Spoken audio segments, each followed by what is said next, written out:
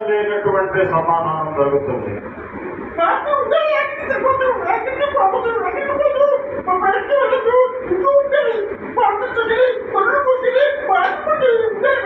ప్రార్థనలో ఉండాలి. ప్రార్థన టైంలో అక్కడ ఇక్కడ ఉండకూడదు. అక్కడ ఇక్కడ ఉంటే మన శక్తిని సాతాను కొట్టివేస్తాడు.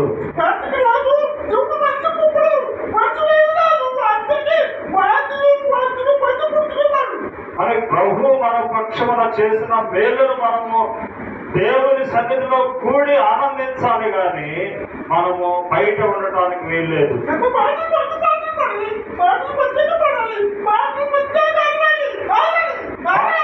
పాటలు పెద్దగా పాడాలి. మనము మాట్లాడేటప్పుడు ఎట్లాగా పెద్దగుంటాం అంతకంటే మన స్వరాలు బిగ్గరగా ప్రభువుని స్తుతించాలి.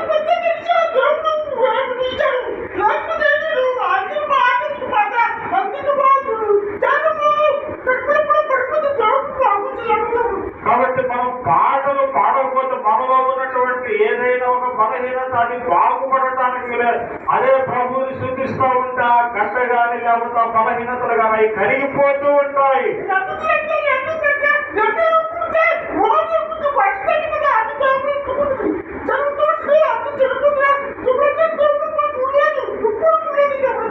గండించాడు ప్రభు, ఆదించాడు, మనకి చక్కటి వాతావరణాలు ఇస్తున్నాడు. కానీ మనం ప్రభువుని ఆరాధించగా, ప్రభువుని నామాన్ని ఘనపరచగా మనం అనేకులు బలహీనలు అయిపోతున్నాం. చక్కటి వాతావరణాన్ని దేవుని సన్నిధిని అనుభవించలేకపోతున్నాం.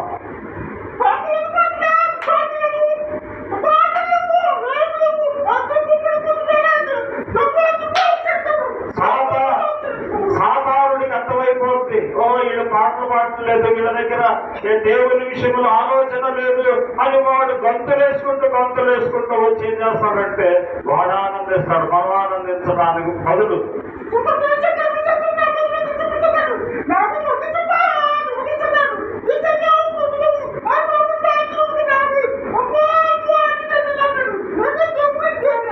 సాధారణుడు అనేక విధాలుగా వాడు పట్టుబట్టి చూస్తూ ఉంటాడు. మనం ఎక్కడ ప్రార్థనకి ఆగుతామా అని, ఎక్కడ ఆపాలా, ఏ విధంగా చేస్తాడని ఆ సాతానుడు మనల్ని గట్టిగా పట్టి వేసుకొని వాడు ఆనందిస్తూ ఉంటాడు. మనం బంధకాల్లో పెట్టేస్తాం.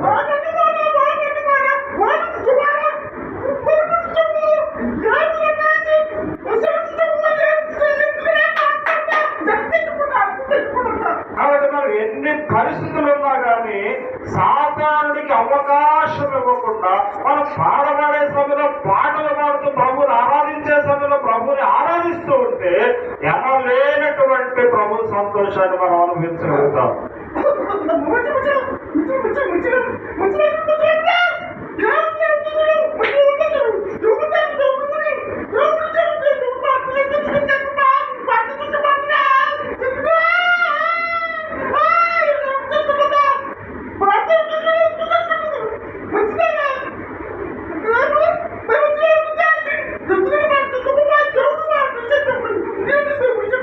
కాబట్టి దాహం అవుతున్నప్పుడు మనకి ఏ రీతిగా ఆ దాహము కలిగినటువంటి తాపత్రయం, ఆ దాహము కలిగినటువంటి ఆశ, దాహముకు తీర్చబడాలనేటువంటి వాంఛ మనం కలిగి ఉంటామో ప్రభువు కూడా మనం పాటలు పాడాలని ఆ దాహము ప్రభుకి, మనం ప్రార్థన చేయాలని, మనం ఆరాధించాలని ఒక దాహం అవుతున్నప్పుడు మనం ఏ రీతిగా దాహము నీళ్లతో మనము దాహాన్ని తీర్చుకుంటామో ప్రభువు కూడా దాహాన్ని కలిగి ఉంటాడు. అయ్యో నా బిడ్డ ఈరోజు ఆరాధించలేదు, నా బిడ్డ ఈరోజు ప్రార్థన చేయలేదు, నా బిడ్డ ఈరోజు మరి సరైన దేవుని సన్నిధికి రాలేదు, అయ్యో నా బిడ్డ దేవుని మహిమపరచలేదు అనేటువంటి ఆ బాధ భారము ఉంటుంది.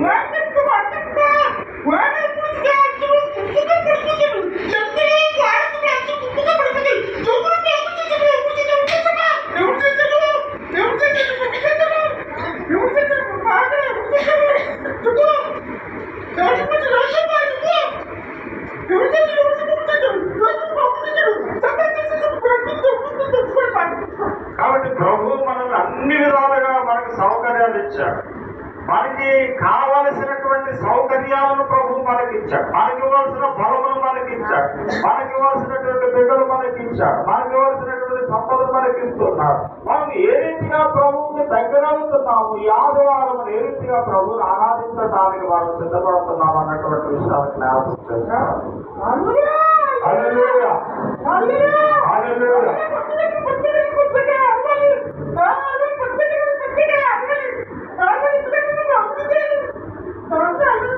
అలవాటు మనం దేవుని సన్నిధిలో కేకలు వేసినప్పుడు మనం అరుస్తాం. అది దేవుని సన్నిధిలో ఎంత కేకలు వేస్తే దేవుని కార్యాలంతగా ఉంటుంది.